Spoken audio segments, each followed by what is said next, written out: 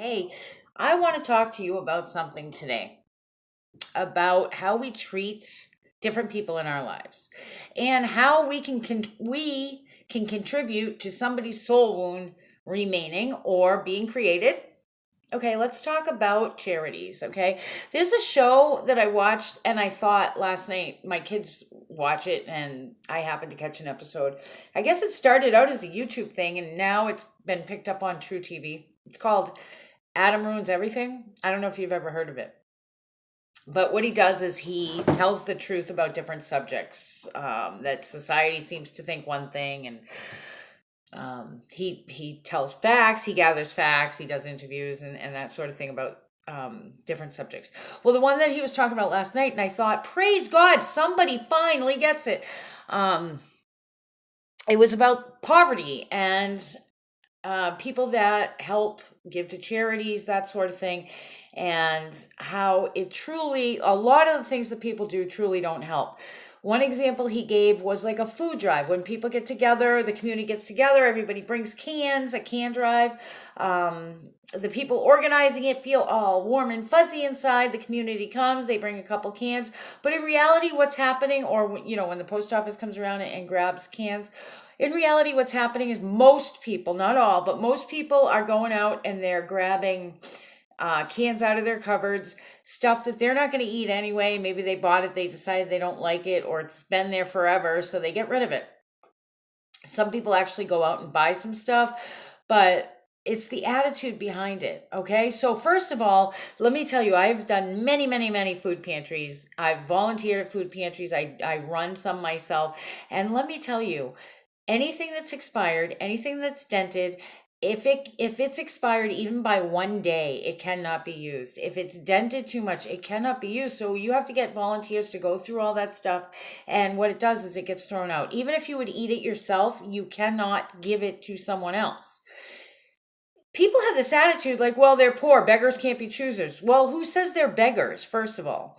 Then another thing, first of all, getting people to help buy for a family is like pulling teeth, okay? Either they do it and they tell everybody about it and they're so happy because they helped one family, or they do it in such a way that they're helping that family, sure, but they make them feel like the charity case.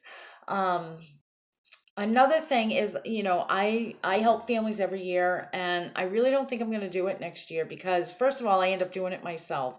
This year, I had several people commit to helping me by either donation or by taking a family. And you know what? Honestly, I prefer cash.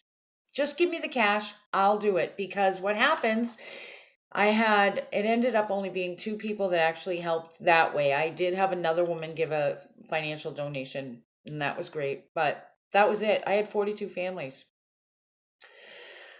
Oh, and I'm not complaining, but when I had several people say, yes, I'll help, I'll help, I'll help. And then when push came to shove and it was time to do it, two people said they'd do it. Out of those two people, one got stuff that you can tell that it's like either it's like broken toys, or maybe she went to Dollar Tree for a couple things. And I thought to myself, you know what? I wouldn't give that to my grandchildren. So I went through and I got rid of some of the things, and I had to, add on.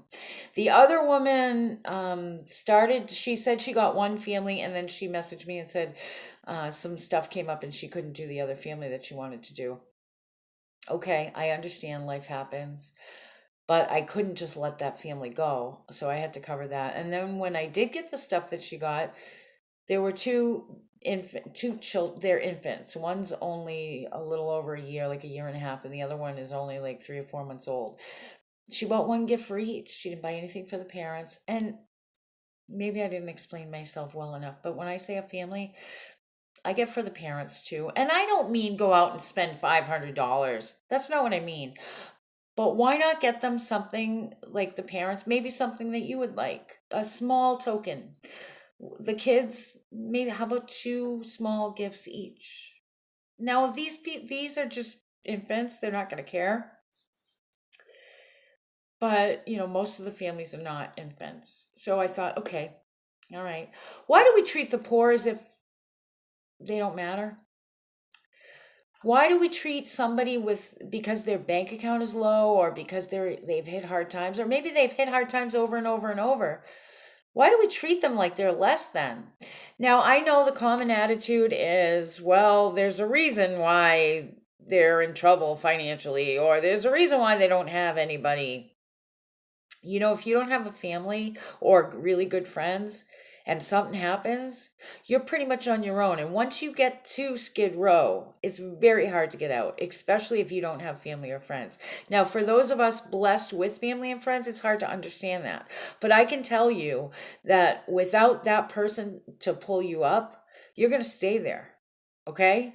No matter how strong your work ethic is, no matter, these state programs and stuff, they want to keep you down. And if somebody refuses the state program and tells the state or the federal government that they want to work instead, they get nothing. We live in a evil world, and I understand we don't have it. Oh, and then another thing is, people give out of their surplus. They don't give out of they don't give when it might hurt them a little bit. They give out a surplus. I had somebody tell me, oh, well, I got 3 turkeys from work. I'll give them to you for your people. Okay, thank you. Why can't you give it anything? I don't know. I just don't understand. But my point is soul wounds. Okay, so say you're one of those people that have always had financial issues. You come from a family where it's a broken family, it's an abusive family. You don't have anybody. You've always struggled, okay? You've tried, you have a great work ethic, but you continue to struggle. Society treats you like crap while they're treating that wealthy person who was born with a silver spoon and never suffered a day in their life, financially or any other way. They treat them like a little king or queen because they have money in the bank. But they're a rotten, awful person and they wouldn't help anybody. But yet, this other person, because they don't have money in the bank, well, they're just scum. Let's treat them that way. You think that doesn't create a soul wound? What about the person that's heavy or too thin and all their life they're mistreated because of the way they look? And there's many other things. I'm sick of it. And I don't mean to rant, but I'm sick of it. Talk about soul wounds. How is somebody supposed to feel better about themselves when we treat them like crap in the name of helping them? That's the thing. When we help the poor, I'm not going to give them cash directly. Like this guy said on Adam Ruins Everything last night. He had interviewed he was the head of some charity or something. And he told these people at this can drive that the best thing to do is give cash. And of course, you hear the same excuses or reasons why people don't over through the crowd. And they did this on purpose. It was a show. What if they take the money and they go and they spend it on something else? And like the guy said, what if they do? What is that to you? It's not really your business. Give the money. You know what? Maybe if they go out and they buy themselves a nice dinner, it made them feel better for a night. And you know what? Now their self-esteem is up there and they felt like a human being again for the first time in 3 or 4 years. And now they're going to go get that job, or they're going to have the confidence to go talk to somebody. What if they buy a drink? What if they do? Maybe that drink gave them enough. Okay, I'm back in the real world again. I'm not saying there aren't people out there that take advantage and that use people and that want to be there. There are. I know there are. I remember I had this homeless guy, Joe.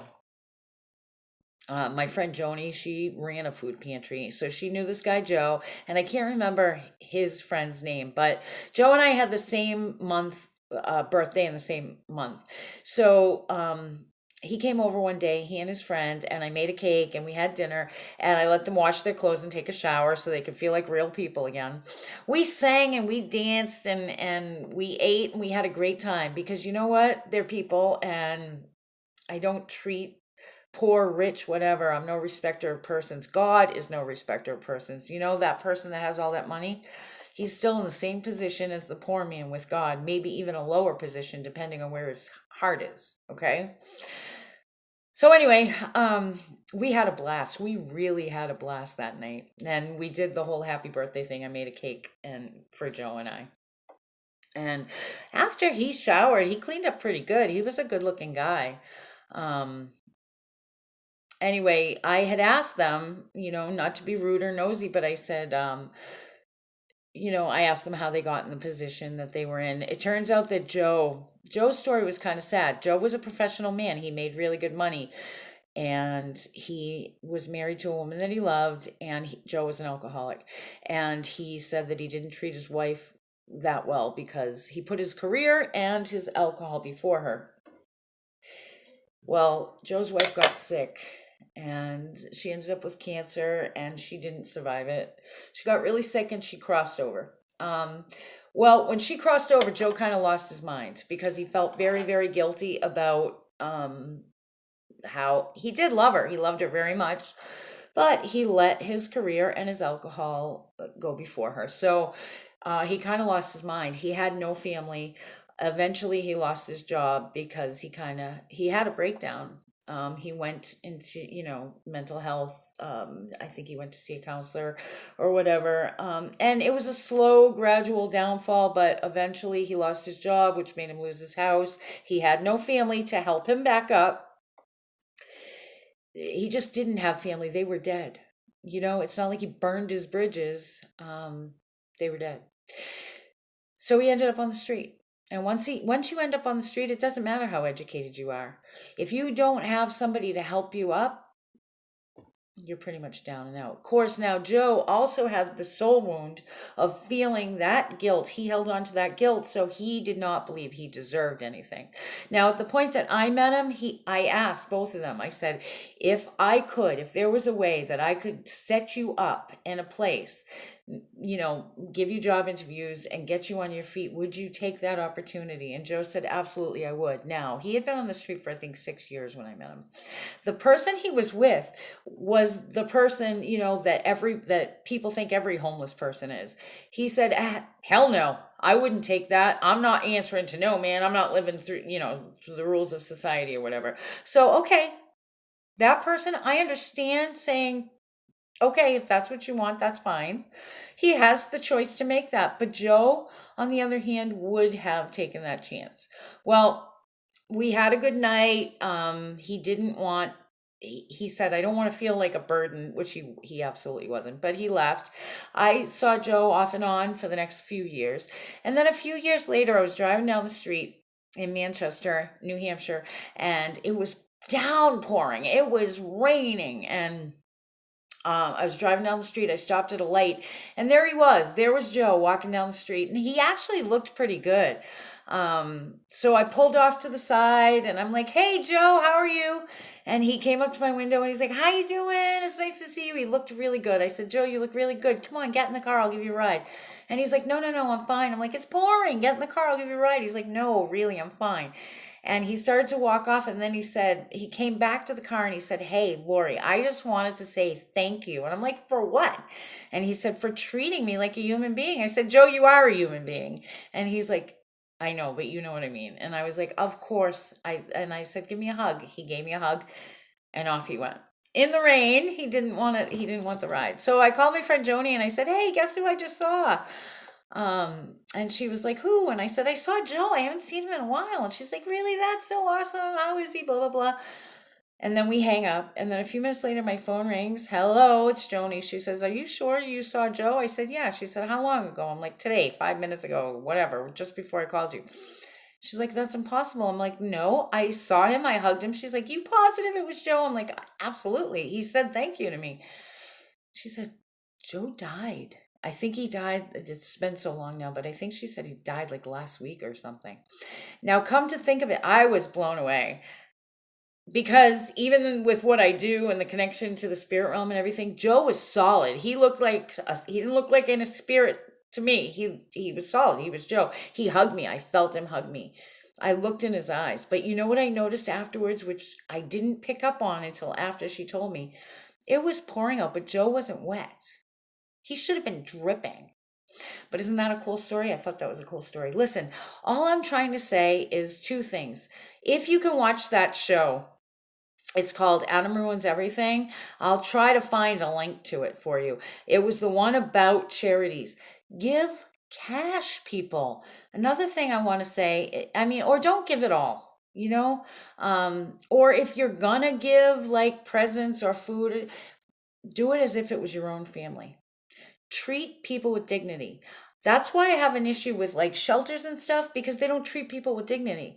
It is my dream, and if I ever have enough money, I would like to take in those that suffer from rape, domestic violence, homelessness, that sort of thing, and have a safe haven for them. Teach them about God, help heal the soul wounds, help raise their vibration, help them. Jesus tells us we need to help them first physically, and then show them the gospel. Teach them the gospel, but show them the gospel. This is what we do. If you feel like you've been forgiven, you forgive. If you feel like you've been helped, you help. If you're walking in gratitude, that's what you do. And you don't do it and go, oh, yeah, I don't like this anymore, I'm going to give it away. That's not really helping, right? And like it's like that guy Adam said on Adam Ruins Everything. He said, when the girl said, but I like doing these community drives. He goes, yeah, you do them for you, not for the poor. You don't really care about the poor. It's about you. It's about how it makes you feel. It's kind of selfish. Admit it. That might be you. I'm not saying it is you. But I know we do things to boost our ego. We're all guilty of that at one point or another. Okay? And if that's what you're doing, forget about it. Or if you're doing it to get something back, or if you're doing it to impress someone, forget about it. Don't do it. Don't do it. But you know what? I think we're all one tragedy away from homelessness, or one tragedy away from insanity, or one tragedy just away from being totally down and out, especially if you don't have good friends or family, or if you're alone somewhere. You know what? Praise God if you do. Turn around and hug that person that loves you right now, and in appreciation. Because I don't care if you're a millionaire, one tragedy away. Okay? Um, and I'm not trying to lecture anybody. Look, I'm not perfect. I know I'm not perfect. But this is just one of my pet peeves. It really is. Like I told you in previous videos, it's one of the problems I have with the New Age movement. If you're coming from a place of self-centeredness, you're not raising your vibration. I don't care how much you think you are. I don't care how much manifestations are working for you, or how much you think you're in the spirit realm. You're going down the wrong road, okay? But please, the biggest thing, okay, give cash if you're going to give, or give like you would give to your own family. Treat people as an equal. Look, I'm not saying that I'm better than you. I know I'm not better than you. Whether you're poor, whether you're rich, I know I'm not better than you. I have issues. I have problems. I make mistakes. I need to be forgiven. The thing is I know I'm forgiven, which helps me to look at other people in a different view. I can see them for the spirit behind them, the spirit that's motivating them, and we all make mistakes. We live in a fallen world. So it's easier for me to forgive because I know I've been forgiven. But I'm not saying I'm better than you either. I'm not better than you. You're not better than me. I don't care if you're rich, poor, whatever.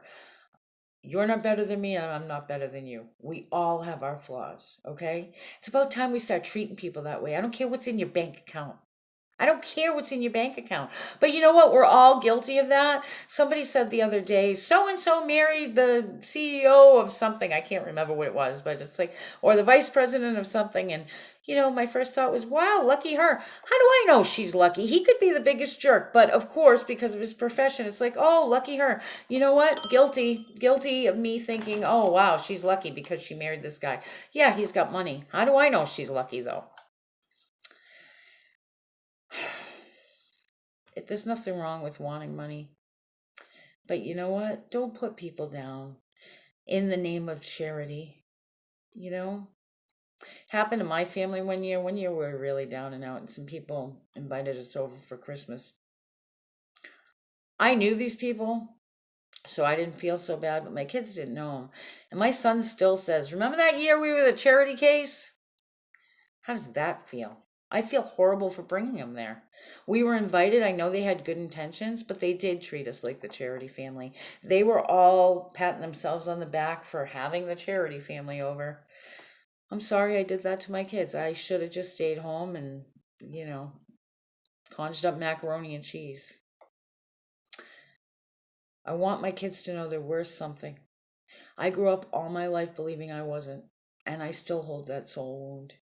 And it's my goal to teach people about God, to teach people that they are worthy. Anyway, please just treat people with a good heart, okay? Sorry about this rant. I'll get back to the manifesting stuff next time, okay? If you want to give a donation, I will gladly accept it because, like I said, 42 families. We did it though. I had 2 people claim they were going to help. They did to an extent, and I am grateful. And I did have one lady donate. If you could give a donation, that would be greatly appreciated. I'm trying to reach a goal. PayPal.me/light insights, or you could write me at answers answers number 4you16 at gmail.com. I have these great programs that I'm doing. December, you sign up, you get the great price, really, really good price, and you'll learn so much about raising your vibration, about manifesting, about truth, about knowing God, about getting close to God, and about creating the life that you truly desire. That includes physical health, money, most importantly, growing spiritually, growing in character, growing closer to God. Really, really, really good programs. I got 3 different ones, and I can help you to open your natural gift, the gifts of the Spirit. I can help you raise your vibration. I can help you manifest. There's so much. Write to me, okay? And I got them at an introductory price because I'm trying to meet a goal before the end of the year. I got to make up for all this stuff. Not that I'm complaining. I'm not. I'm not complaining. I just think maybe the holiday assistance program next year is going to have to change. I just can't do it this way anymore. Anywho, all right. I hope you guys have a great night. Thanks for listening to my rant, and please treat people as your equal. All right. Love you guys.